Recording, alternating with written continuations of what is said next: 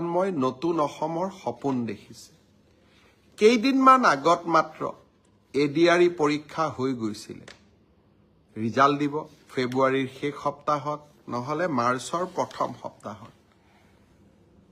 শিক্ষক নিযুক্তিৰ প্ৰক্ৰিয়া চলি আছে। ৫,৫০০ শিক্ষক নিযুক্তিৰ প্ৰক্ৰিয়া চলি আছে। কিন্তু মই থমকি ৰোৱা নাই।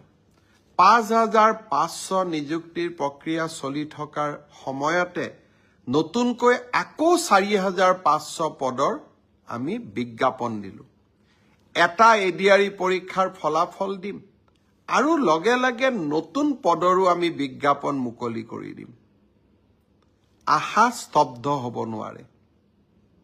আমাৰ সপোনবিলাকক আমি পম খেদি থাকিম।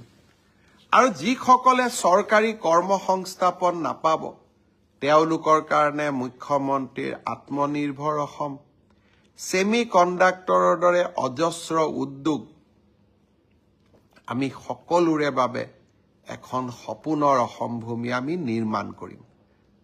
নতুন বছৰৰ আৰম্ভণিতে অলপ আশাৰ কথা কৈছোঁ। অসমত নিৰাশাৰ কথা কোৱা মানুহ বহুত আছে।